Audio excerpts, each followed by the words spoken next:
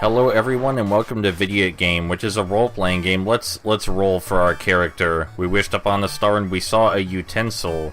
This means we will be playing the game as a frying pan.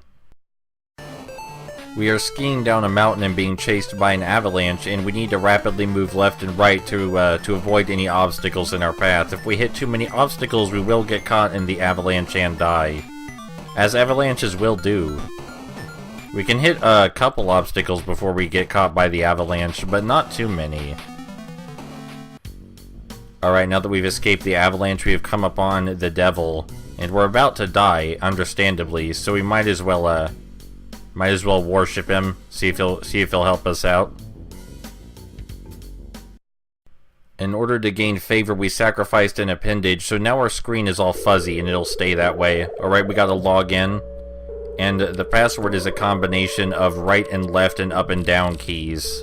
We just have to guess until we get it right. It's a dead horse. The only thing I think is appropriate here is to bury it. I mean, we're not just gonna leave it in the middle of the road, that would be rude. And the gods of the Vidiot game universe think this is good. I'm not sure what gods exactly, but I suppose it's not important. Alright, we got a lottery ticket. Maybe we'll actually get lucky, you know? No apples for life. I suppose the lottery ticket was a boss. See a burger and a syringe in the desert. We're just not gonna touch either of those and dance instead because they're probably not safe.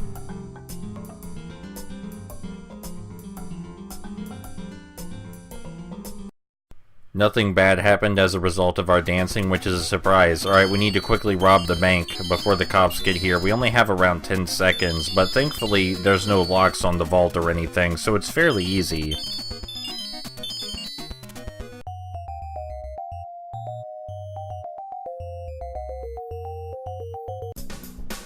We've come across a rather angry-looking dog, and the only thing to do with angry animals is to leave. And animals in general, don't stick around near any animals if you can help it, they will murder you. Our next goal is simply to cross this rather beat-up looking street, and although it says to move slowly, we can run as fast as we want by tapping the X button. It's a fairly easy obstacle. Oh no, don't do that, utensil. Let's get out of here. This isn't worth it.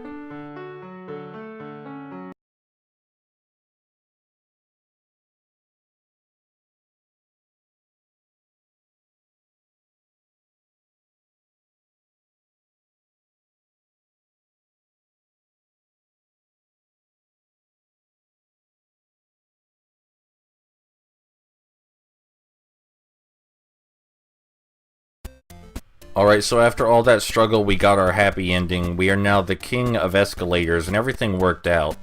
But, you know, maybe you're a little confused, maybe you don't even understand what happened exactly or how this game works.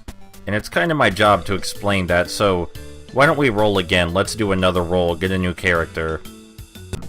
This time we get to choose our stats, and I really like the fungus character in particular, so we're gonna go with him. We can choose a potato or, of course, the utensil, but we're gonna go with the fungus. We get to pick his name, but it just chooses from a random list. We're gonna see if we can get one I like. All of them are pretty good, but I want a special one. You know, I want one that says me. There we go. I don't think there's anything better than Zak Shroom. And, you know, It sounds like being super rich and having average skill is a good deal. I think that sounds good. I mean, really, we don't need any skill if we're super rich, right? Ethics, neutral random sounds about right for me. I do have long fingers. And you know, there's nothing wrong with lounge singer. I think we can leave that as it is. So last time I didn't really explain how this game works on the whole. How this works is that you have to survive 10 events with your given character in order to reach the ending, and those events vary from minigames to text choices. This is one of the text choices, and the text choices generally only have one good answer. Sometimes there are two answers where you will survive, but usually at least one of them gives you a negative outcome, or an outright death. It's very easy to die in this game, and the easiest way through the text choices is just to memorize the positive outcomes.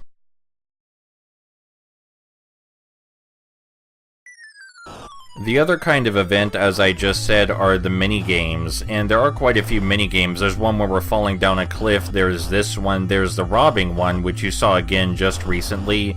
There's one where we spin a wheel and get a random item, and there's one where we have to, I think it's called the shell game, where we have to choose the ball that's hidden under the right cup.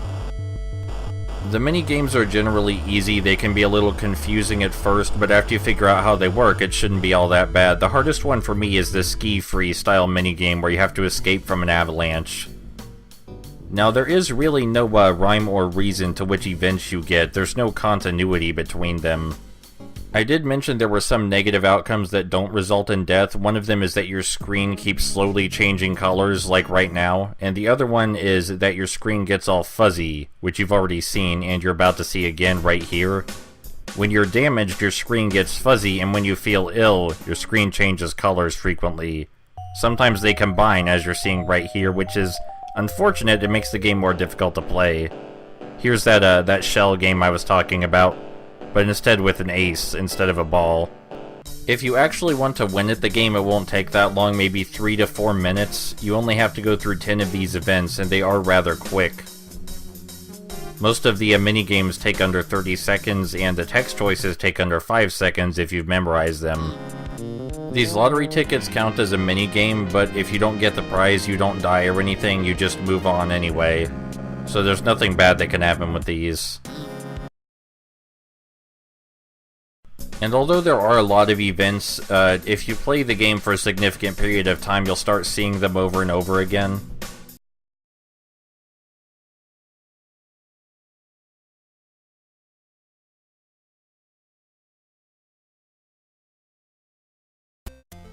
There are multiple endings with different texts, but for some reason we got the escalator ending twice in a row, though the text is different.